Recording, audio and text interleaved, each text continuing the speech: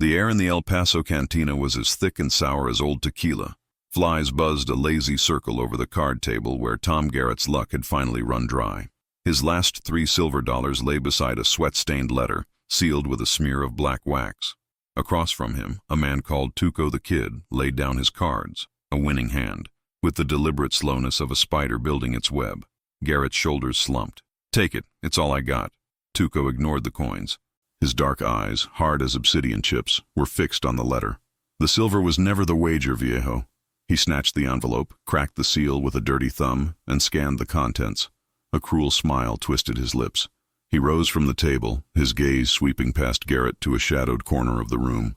There, a figure sat hunched and still, completely obscured by a heavy wool poncho despite the suffocating heat. "The letter tells me of a woman," Tuco sneered, his voice cutting through the bar's low murmur. "A woman branded for her sins, who holds a map in her memory." He stalked toward the corner. "And now I know where to find her." Before anyone could move, he ripped the poncho away, revealing a young woman, her face pale with terror. On her cheek, stark against the skin, was the faint, scarred outline of a hangman's noose. She was the prize, and everyone in that room knew her life had just been lost. A thick, predatory silence fell over the cantina as Tuco, the Kid, seized the woman's arm. She flinched, a sharp intake of breath the only sound she made. Her eyes wide and fixed on the swinging doors, as if willing them to offer an escape that would not come. He yanked her to her feet. The stained wool poncho crumpled to the dusty floorboards. "Time to see where this map of yours leads," Tuco rasped, his knuckles white around her arm.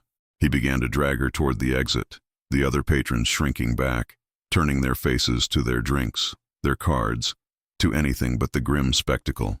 Tom Garrett stared at his own empty hands on the table, a portrait of impotent shame. The scrape of a chair leg against wood cut through the room. From a corner that had been lost in shadow, a man rose. He was not large, nor did he carry the swagger of a gunslinger. He was just a man named Ethan Call, who had been nursing a lukewarm beer for the better part of an hour, watching the world through quiet, steady eyes.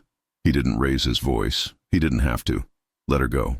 The words were simple, spoken with no more force than a statement about the weather, yet they hung in the air like a death sentence. Tuco stopped, turning slowly, a look of amused disbelief twisting his features. He saw only a plain man in a worn coat.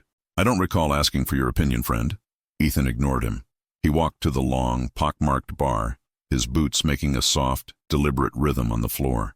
He unbuckled his gun belt, coiled it, and placed the heavy Colt revolver on the polished wood. With a flick of his wrist, he sent it sliding to the center of the bar, where it spun once before coming to a rest, its handle pointing toward Tuco. "The game ain't over," Ethan said, his voice as flat and hard as the plains. "You won the letter from him." He nodded once at the broken figure of Tom Garrett. "The girl is a different hand, and her pot is on the table." The challenge was as clear as it was insane. He wasn't betting silver or gold. He was betting his life against Tuco's. The routine of casual cruelty shattered.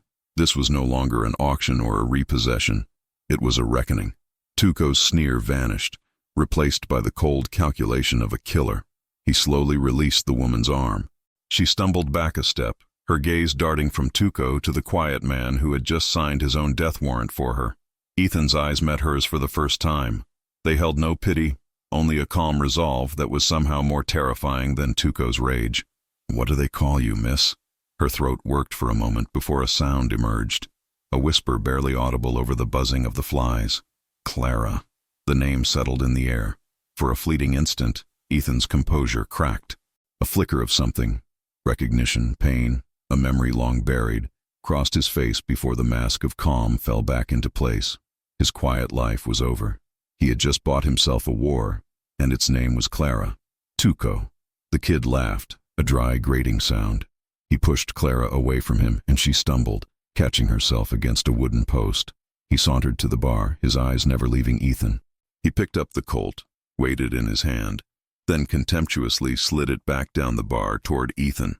"I got my own," Tuco said, patting the bone-handled pistol at his hip. "And I don't play games with farmers." He took a shot glass from the bar, filled it to the brim with tequila, and placed it on the far end of the long table where Tom Garrett still sat, head in his hands. "One shot," Tuco announced to the silent room. "We both fire on the count of 3. You hit the glass, I walk away. I hit it, she's mine. We both miss. We shoot at each other. It wasn't a duel. It was an execution with a chance of parlor tricks. Ethan's face remained a blank canvas. He walked back to his starting position, his own pistol now back in his hand. He didn't look at Clara, but he could feel her gaze on him, a weight of disbelief and terror. The barkeep, a man with the weary eyes of someone who'd seen it all, began the count. 1. Ethan raised his pistol, his arm steady. Across from him, Tuco did the same, a predator's grin plastered on his face. 2. The air grew thin. The buzzing of the flies seemed to stop. Clara held her breath, her knuckles white where she gripped the post. She saw Ethan's thumb slowly pull back the hammer. Click. The sound was deafening in the silence. The barkeep never said 3. Ethan fired. The explosion rocked the cantina. The shot glass on the far table didn't just shatter, it vaporized. A fine mist of glass and tequila vanishing into the air. Tuco froze, his pistol still aimed, his mouth agape. He hadn't even processed the count was broken. The room was stunned. Ethan hadn't played the game. He had ended it. He lowered his pistol, a thin curl of smoke rising from the barrel. His gaze locked onto Tuco's, and for the first time, there was something other than calm in his eyes. It was a cold, hard finality. I don't miss, Ethan said, his voice low. Get out. Humiliation burned in Tuco's eyes, hotter than rage. He opened his mouth to speak, but the dead certainty in Ethan's stare choked the words in his throat. This man had just proven he could have put a bullet between his eyes before he'd even blinked. Slowly, venomously, Tuco holstered his pistol. He shot a look of pure hatred at Clara, then at Ethan. He turned and stormed out of the cantina, shoving the swinging doors so hard they slammed against the outer walls. Silence returned, heavy and thick. Ethan walked to the bar, methodically reloaded the spent chamber, and holstered his weapon. He turned to Clara. She still hadn't moved, her body rigid. He didn't approach her. He just stood there, letting the space between them remain. You can stay or you can go, he said simply. He tossed a few coins on the bar, enough to cover his beer and the damage. He nodded once to the barkeep and walked toward the exit, not looking back to see if she would follow. Clara watched him go. She looked at the patrons, who were now staring at her with a mixture of pity and raw curiosity. She looked at Tom Garrett, who wouldn't meet her eyes.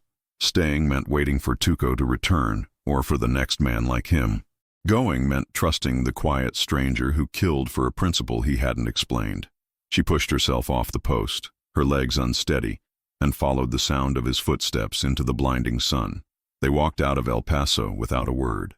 Ethan set a slow, steady pace, never so fast that she couldn't keep up, but never looking back. The sun beat down, baking the dust on the street into a hard crust. Clara kept her eyes on the ground, the scarred noose on her cheek burning with shame. Every shadow seemed to hold the shape of Tuco. Every distant rider was a threat. Her life had been a series of cages, and she couldn't be sure this wasn't just another one, with a different kind of warden.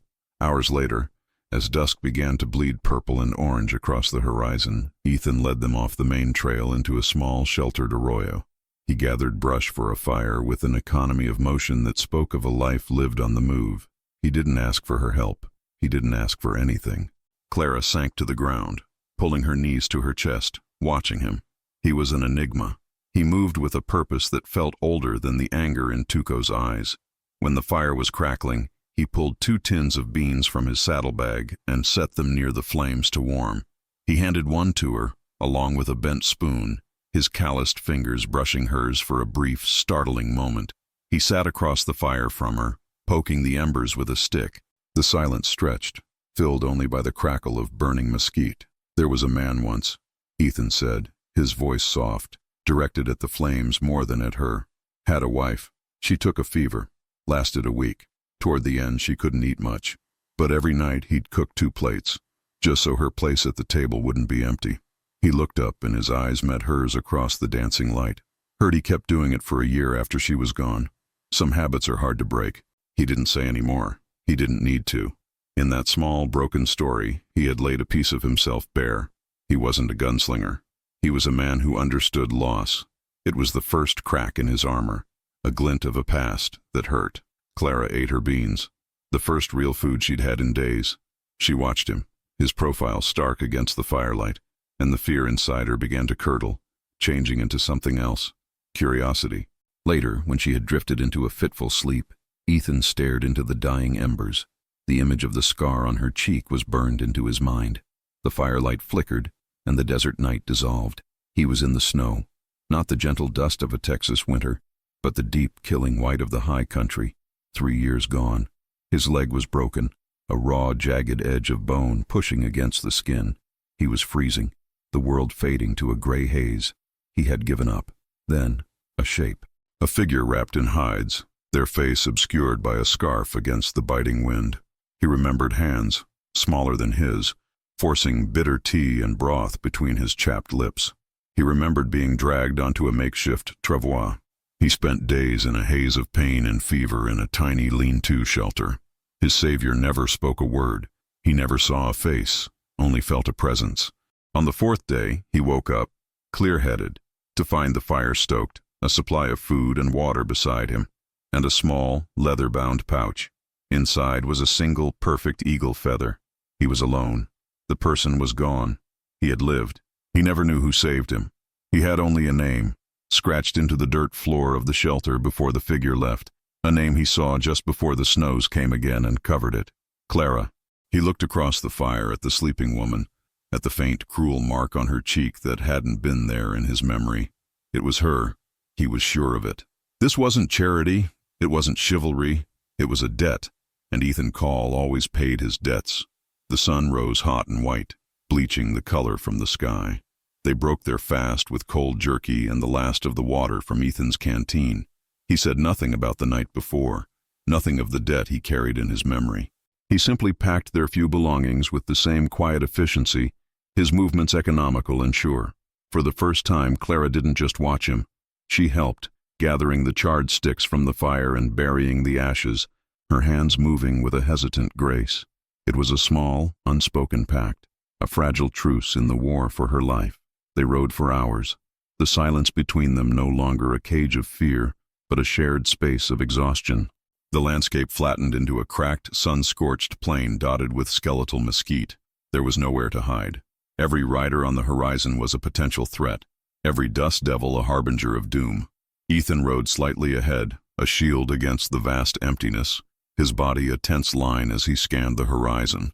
Around midday, he reined in his horse near a cluster of rust-colored boulders that offered a sliver of shade. As he dismounted to refill their canteens from a skin of water he'd kept in reserve, Clara spoke. Her voice was raspy from disuse. "That mark," she said, her fingers ghosting over her cheek but not touching the scar. "It's not what you think." Ethan stopped his work, his back still to her. He remained perfectly still, listening. "My father found a place," she began, the words coming in a slow, painful trickle. "Up in the Sangre de Cristos, a hidden valley with a spring that never runs dry. Water so clean you can see the stones at the bottom. He called it Agua Clara. He named me for it." She paused, taking a breath that hitched in her chest. "It was our secret, our paradise. But secrets in this land are a currency. A man who worked for my father betrayed us, brought a small gang, looking to claim the water rights for themselves.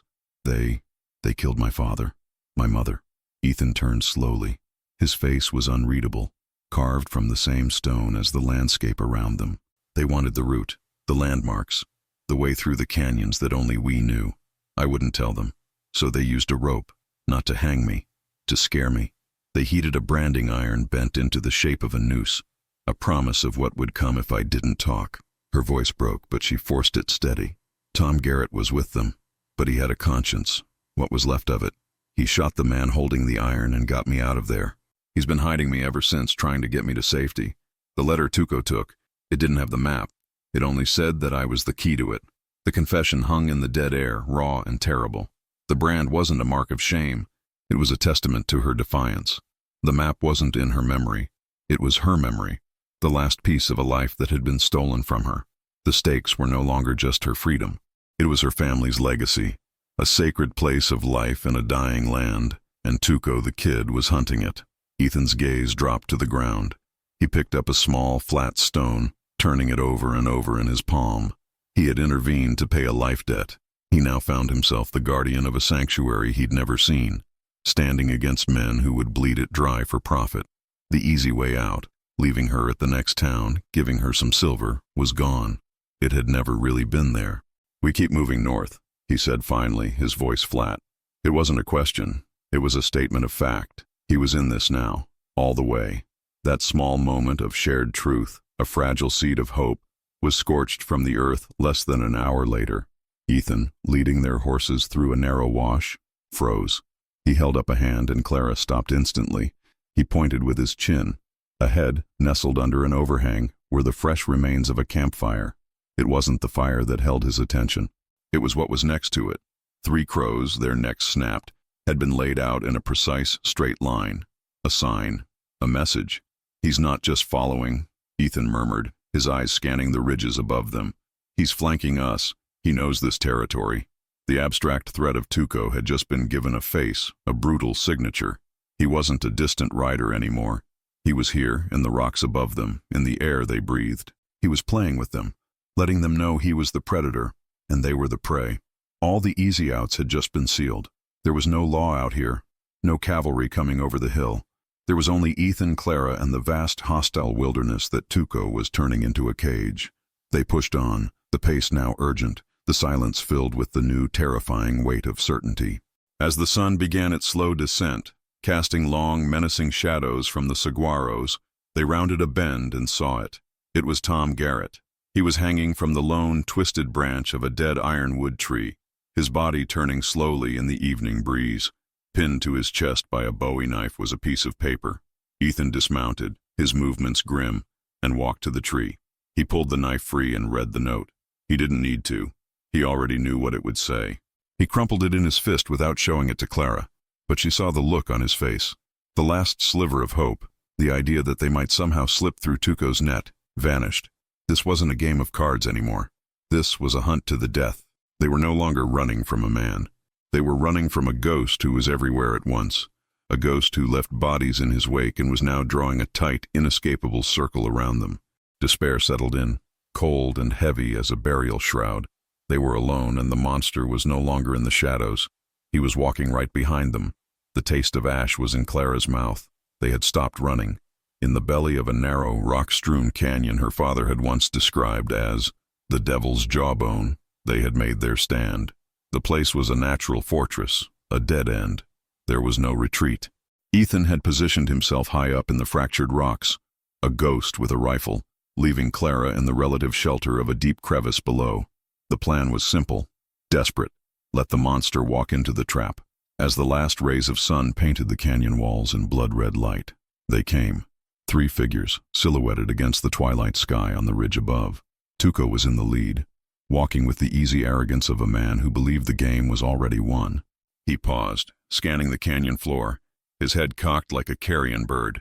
The first shot was an echo before it was a sound. One of Tuco's men, walking 10 feet to his left, crumpled without a cry, a single dark hole appearing in his chest. He tumbled down the scree slope, his body coming to a rest in a heap of dusty limbs. Panic erupted. The second man dove for cover behind a cluster of boulders, firing his pistol wildly into the shadows. The bullets ricocheted with angry whines, sparking off the rock face far from Ethan's perch. Tuco didn't flinch. He laughed, a raw, ugly sound that echoed off the stone walls. "One shot, farmer," he bellowed, his voice mocking Ethan. "That's all you get before we find you. And what about the girl?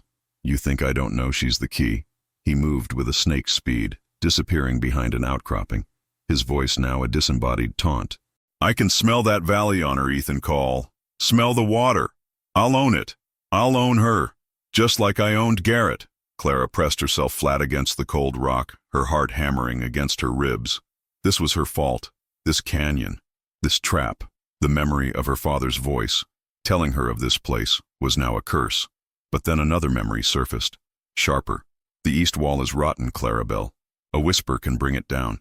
Ethan fired again, the shot chipping stone inches from the second gunman's head, pinning him down. It was now or never. Pushing down the terror that threatened to paralyze her, Clara broke cover. She didn't run back, deeper into the canyon. She ran forward, toward the east wall, stumbling over the loose rock as if in a blind panic. "There she is!" the remaining henchman yelled. "She's mine!" Tuco's voice roared, closer now. He scrambled out from his cover, his eyes locked on her, glinting with triumph. He saw a terrified girl making a fatal mistake, running into a corner. He didn't see the strategist. Ethan saw her plan unfold and his blood ran cold. He had to trust her. He kept his sights trained on the second man, holding him in place. Clara scrambled up a short, steep incline, her boots slipping on the loose shale. She reached a narrow ledge running along the rotten wall. It was a dead end. She pressed her back against the rock, her chest heaving, playing the part of cornered prey. Tuco was on her in seconds, his face a mask of predatory glee. He holstered his pistol, wanting to savor this. "Nowhere left to run, little map," he rasped, reaching for her. "You're going to walk me right to your daddy's little puddle. Every step." He lunged. At that exact moment, Clara shoved herself away from the wall, dropping low and scuttling sideways. Her hand, which had been clenched at her side, opened. She hadn't been empty-handed. She'd been gripping a heavy, sharp-edged stone. With all her strength, she didn't throw it at Tuco. She slammed it against the rock face beside her, right on a web of deep, sun-baked cracks. For a heartbeat, nothing happened. Then, a low groan emanated from the rock itself. It was the sound of a giant waking up. The ledge beneath Tuco's feet shuddered. He froze, his eyes widening in disbelief as the wall behind him began to fracture. A shower of pebbles turned into a cascade of boulders. He threw up his arms with a strangled cry as the rockslide consumed him, not burying him completely, but sweeping his legs out from under him and pinning him against the canyon floor in an avalanche of stone and dust. A sickening crack echoed through the canyon, the sound of bone giving way. The second gunman, distracted by the roar of the rockslide, turned his head for a fatal instant. It was all the time Ethan needed. The rifle cracked once more.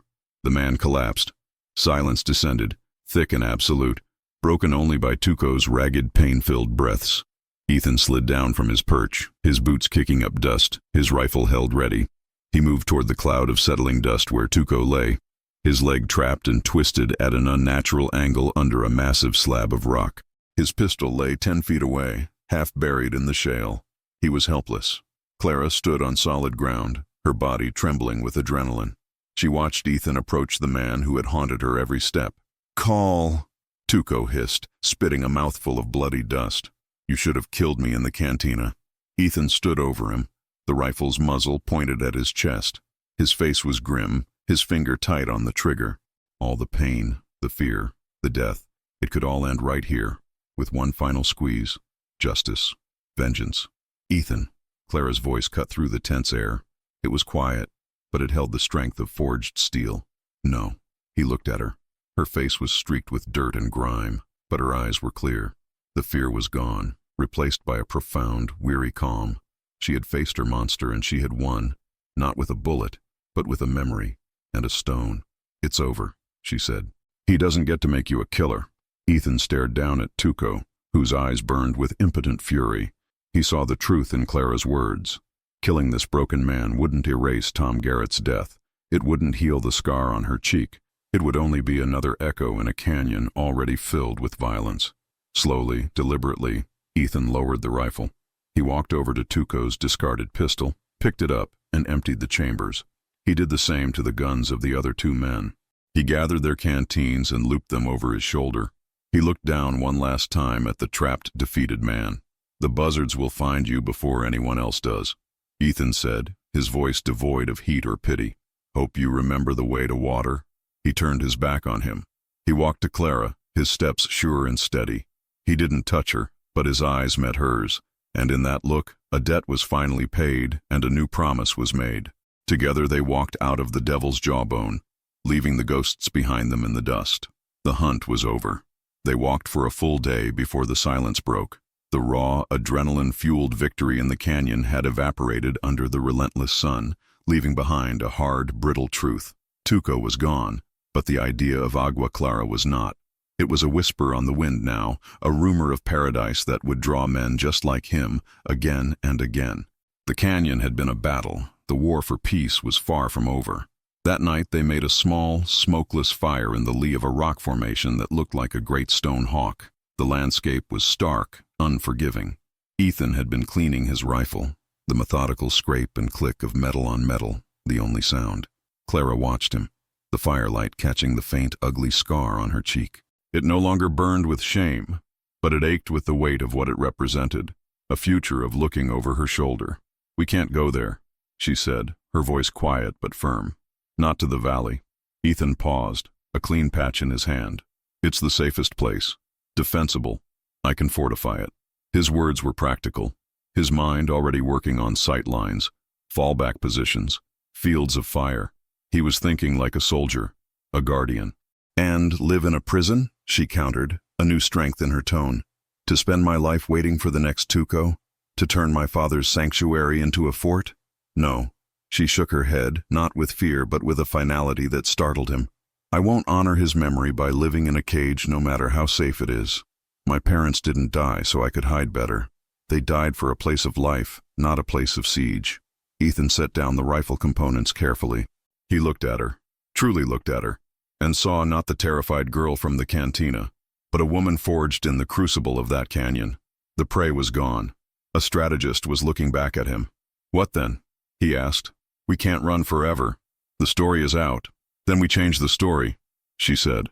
A spark lit her eyes, an idea taking hold. Men like Tuco are driven by one thing, greed. They want what's easy, what's pure, what they can sell. What if agua clara is none of those things? What if it's poison? Ethan stared at her, uncomprehending. The water is clean. We know that, she said, leaning forward, the firelight animating her face. But they don't. We can't hide the valley, so we have to make it a place no one wants to find. We have to kill the legend. We need to create a new one. A legend of a cursed spring, a place that drives men mad, where the water looks pure but is tainted with some sickness of the earth. Loco weed fever, a poison that doesn't kill you quick but rots you from the inside out. The sheer audacity of the plan settled in the space between them. It was a gambit of incredible cunning, not to fight the greed, but to redirect it with a stronger force. Fear, superstitious, gut-level fear. How? Ethan asked, his voice low. He was no longer the planner, he was the student. A story needs a storyteller, Clara continued, her thoughts racing ahead. Someone believable, someone who looks like they've seen a ghost. A prospector who stumbled upon it, barely escaped with his mind intact. Someone who can describe the place perfectly. The twin peaks that guard the entrance, the stand of cottonwoods shaped like a hand. So the truth of the location sells the lie of the water. She looked at him and he understood.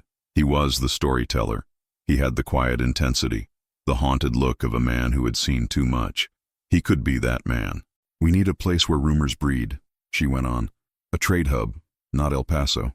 Somewhere new, somewhere full of prospectors and drifters heading out to seek their fortunes. Santa Fe, Ethan said, the name coming to him instantly. The end of the trail. Everyone passes through Santa Fe. The plan solidified piece by piece in the flickering firelight. It was a weapon made not of steel and lead, but of whispers and lies. They would travel south to Santa Fe. There Ethan would become a broken man, a cautionary tale. He would seek out the loudest mouths in the dustiest saloons, men whose currency was gossip. He wouldn't announce his story. He would let it be pulled from him, a painful confession over a cheap bottle of whiskey. He would draw a crude map on a napkin, a map to damnation, and let it fall into the right hands. For the first time since that day in the cantina, Clara felt a stirring of something she thought had been bled out of her. Hope. It was not the passive hope of rescue, but the active, sharp-edged hope of a general plotting her campaign. She was no longer the map. She was the map maker. 3 weeks later, they were on the outskirts of Santa Fe. The city was a sprawling beehive of adobe, wood, and canvas, humming with the energy of 1,000 different ambitions. Ethan looked the part. He hadn't shaved. His clothes were trail-worn and dusty, and he'd cultivated a twitch in his eye, a haunted, far-off look that kept people at a distance. Clara remained hidden in a small camp they'd made in the hills, mending their gear, waiting. Her role was to be the ghost he was running from. That evening, Ethan walked into a saloon called the Dusty Spur. It was exactly the kind of place they needed, crowded, noisy, and smelling of desperation and cheap tequila. He took a seat at the bar, ordered a bottle, and proceeded to drink, his eyes scanning the room.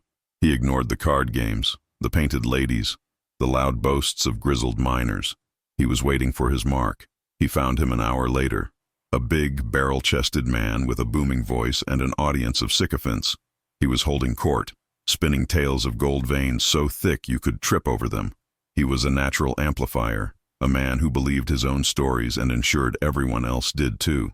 Ethan waited until the man was a few drinks deep, his voice even louder, his audience more rapt. Then Ethan began to talk, not to anyone in particular, but to his own reflection in the murky mirror behind the bar. He spoke in a low, trembling mumble, just loud enough to be overheard. "Looks like heaven," he muttered, shaking his head. "The water, clear as glass. You drink it and you feel strong for a day. Then the dreams start." A man next to him grunted. "What's that, friend?" Ethan flinched as if startled. "Nothing. Talking to myself. A habit I picked up. There's no one else to talk to out there." He took a long pull from the bottle, but the seed was planted. The big prospector's table had gone quiet. His story was old. This one was new. "Out where?" the prospector boomed, his voice cutting across the saloon. Ethan looked over, his eyes wide and unfocused. "You don't want to know. It's a place that ain't on any map. A place God forgot to finish." He let out a dry, rattling laugh that had no humor in it. "They call it Agua Clara, clear water." A cruel joke. The name hung in the air. A few men shifted, their interest piqued. A valley with water was worth more than gold. "I heard stories about a place like that," the prospector said, leaning forward. "Then you heard lies," Ethan snapped, his voice suddenly sharp. He looked around the room, his gaze wild. "The water, it gets in your head. It shows you things. I was with 2 partners, good men. After a week they started seeing snakes in the rocks, hearing voices in the wind. Jonesy tried to scalp himself with a skinning knife, said he had to let the devil out. We had to tie him up. The next morning, Mac was gone. Just walked off into the desert, stark naked, singing hymns. I never saw him again." The saloon was silent now. Ethan's performance was utterly convincing. He was a man on the ragged edge of sanity. "I got out," he whispered, his voice cracking. "I took Jonesy with me, but he died on the trail, clawing at his own face. I buried him under a pile of rocks. The place is cursed. The water is the devil's own brew." The big prospector licked his lips, his greed warring with a newfound fear. "Where is this place?" Ethan laughed again, that same horrifying empty sound. He pulled a piece of crumpled charcoal from his pocket, and on the back of a discarded handbill, began to sketch a map. The Twin Peaks, the cottonwoods shaped like a hand, the entrance to the canyon. It was perfect. "You want it? You can have it," he rasped, shoving the drawing across the bar. "Go drink your fill. Go see the snakes. I'm riding south until I hit the ocean." He threw a few coins on the bar, leaving the nearly full bottle and the cursed map behind. He stumbled out of the saloon, not looking back. He knew the big prospector would take the map. He knew the story would be all over Santa Fe by morning. No one would seek a valley of clear water if they believed it brought madness and death, a gold claim you could defend. A curse was another matter entirely. He met Clara back at their camp. He said nothing, simply sat by the fire she'd built and let the tension drain from his shoulders. They didn't need to speak. The next morning, they watched from the hills as riders left the city. A small group of prospectors, led by the big man from the saloon, were heading east, not north. Later in the day, as Ethan bought supplies in town, he heard the whispers. A cursed valley, a spring that drove men insane. The story had taken root, growing faster and stronger than the truth ever could. That evening, as they rode north, leaving Santa Fe and the lie behind them, Clara looked back at the lights of the city. The scar on her cheek was just a scar now, a pale line on her skin. It was no longer a brand or a promise of violence. It was a memory of a battle she had won not with a gun, but with a story. "It's over," she said, the words carrying the weight of a final, binding truth. Ethan nodded, his gaze on the trail ahead, leading them toward the real Agua Clara. It's over. They had not erased her past. They had reclaimed it. They had taken the source of her pain and powerlessness and forged it into a shield. The valley was finally safe, not because it was hidden, but because in the minds of greedy men, it was now a place of horrors. They had left the ghosts to haunt a lie of their own making. They rode north for 2 days, leaving the dusty lies of Santa Fe to fester and spread behind them. The land changed slowly, the flat, cracked earth giving way to rolling foothills dotted with juniper and piñon pine. The air grew thinner, cleaner. On the morning of the 3rd day, Ethan reined in his horse. Ahead of them, a narrow gap opened between 2 towering granite peaks that looked like ancient sleeping giants. Clara moved up beside him, her breath catching in her throat. "This is it," she whispered. her voice thick with an emotion she couldn't name. It was the entrance, the gateway to a life she thought was lost forever. Ethan nodded, his gaze sweeping the entrance, assessing it not as a threat, but as a threshold. He followed her as she urged her horse forward, through the tight passage that opened into a sight that stole the air from his lungs. The valley was a secret emerald world cradled in the arms of the mountains. A meadow of tall, green grass sloped gently down to a stand of cottonwood trees whose leaves shimmered like silver coins in the breeze. And through it all, a ribbon of water so clear it seemed to be made of liquid light bubbled up from a spring surrounded by smooth white stones before winding its way through the meadow. The air was cool and smelled of damp earth, wild mint, and pine. After the sun-scorched hell they had traversed, it felt like the first day of creation. Clara slid from her horse, her legs unsteady. She didn't look at Ethan. She didn't look at anything but the spring. She walked toward it, her steps hesitant at first, then more certain, like a pilgrim reaching a holy site. She knelt on the soft moss that grew by the water's edge and plunged her hands into the cold, clear depths. The water was so pure she could count the pebbles on the bottom. She brought her cupped hands to her face and let the water run over her skin, over her eyes, over the pale, puckered line of the scar on her cheek. It wasn't a desperate cleansing, but a slow, deliberate greeting.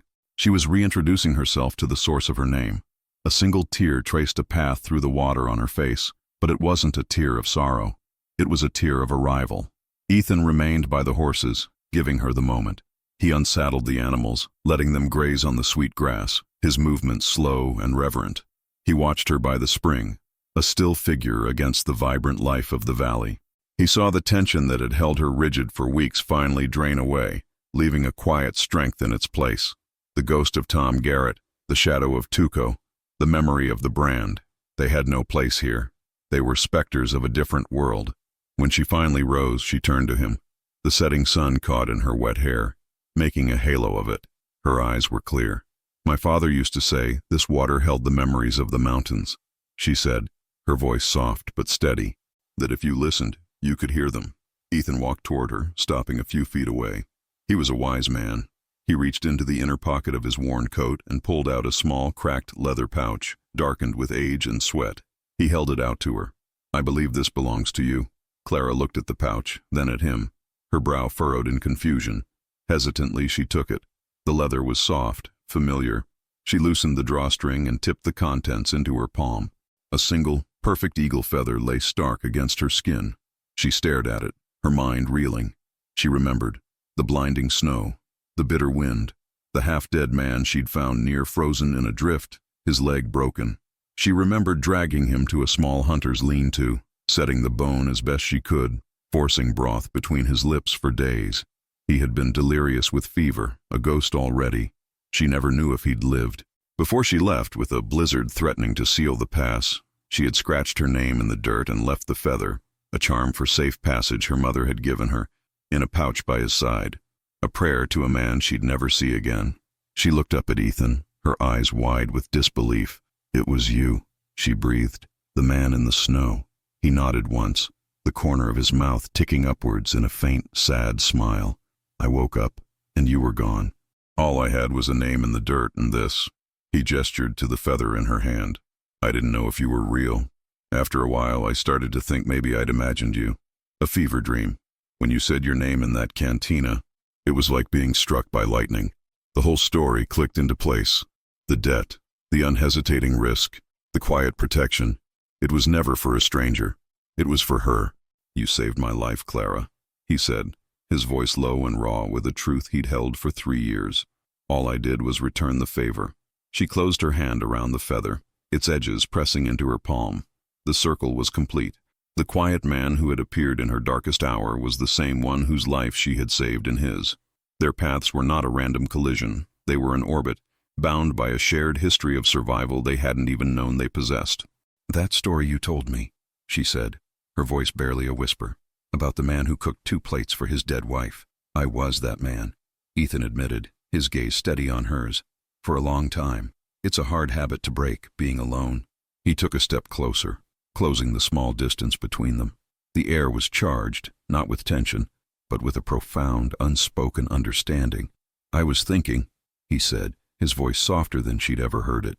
"I could build a cabin, right here, by the trees." He paused. "And a table, big enough for two." It wasn't a question.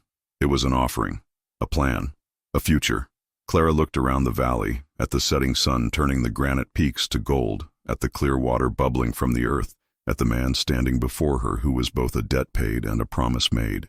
The fear was gone. The running was over. The story she had invented to protect this place was a lie. But the story she was about to live was the truest thing in the world. "Yes," she said, the single word holding the weight of a lifetime. "I think you should." She smiled, a real smile that reached her eyes and erased the last shadow of the scar. "This is home." Spring returned to Agua Clara, not as a guest, but as a birthright. A year had passed since Ethan and Clara had walked into the valley, leaving the ghosts of the desert behind them. The seasons had turned, and with them their world had been remade.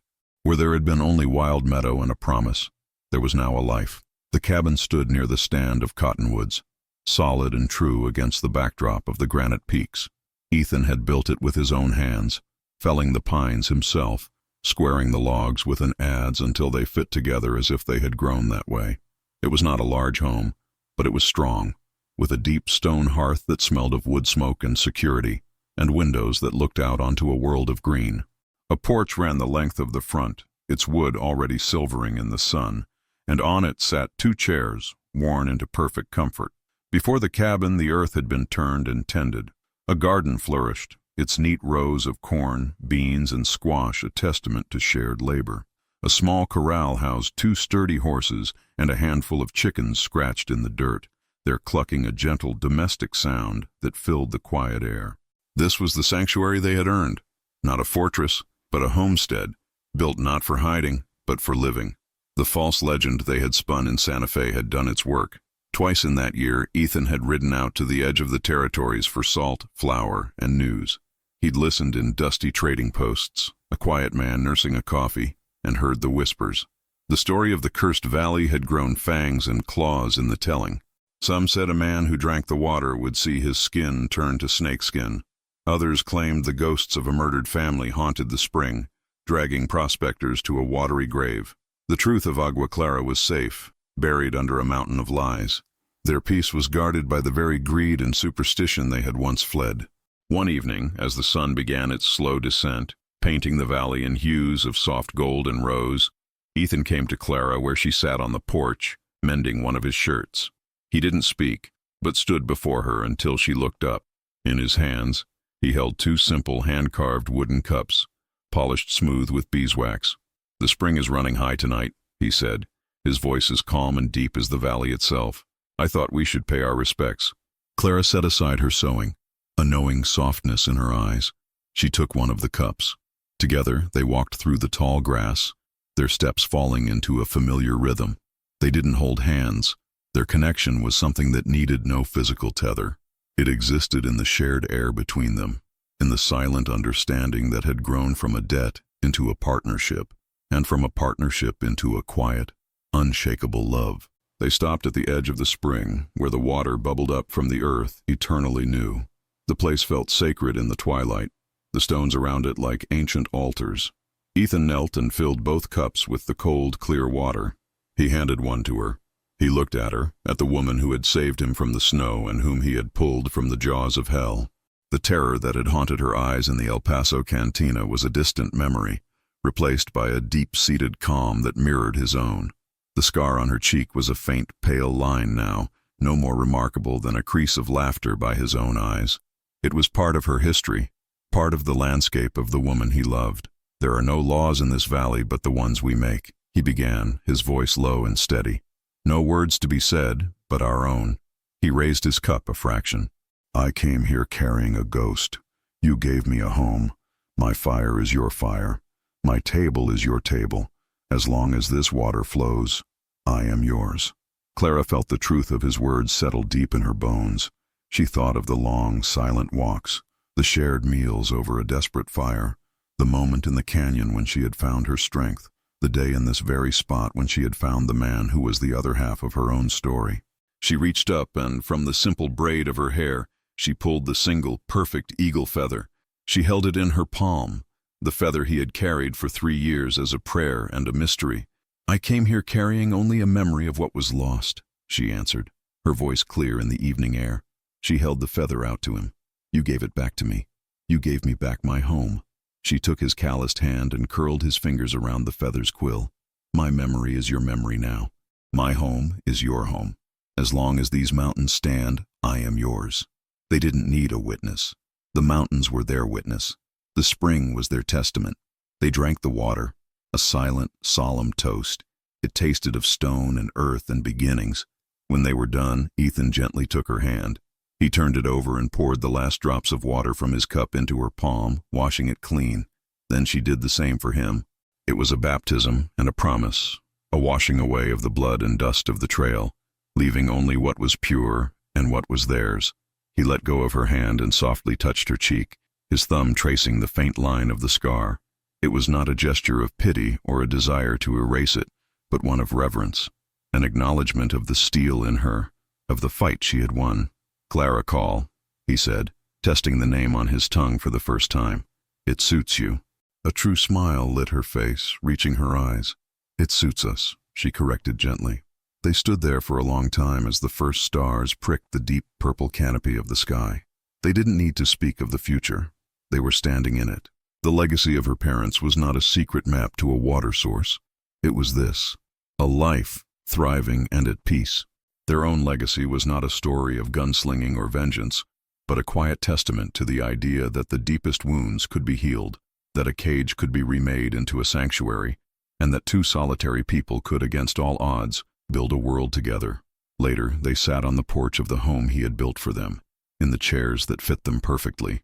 The soft yellow light from the cabin's window spilled out, a beacon of warmth in the vast, wild dark. The valley was silent but for the chirping of crickets and the distant murmur of the spring. Ethan's arm rested on the back of her chair, not quite touching her, but a solid, constant presence. They had found their agua clara, not just in the land, but in each other. Out in the world beyond the peaks, men might still chase rumors and fear curses, but here, in the heart of the valley, there was only the profound, unshakable truth of home. The journey was over. The running had stopped. And in the quiet peace of the mountain night, their life was just beginning. The story of Ethan Call and Clara reminds us that the greatest sanctuary isn't always a hidden valley, but the courage to reclaim what was taken from you. They didn't find peace by running from their past, but by outsmarting it, proving that on the frontier, a clever mind could be more powerful than a fast gun.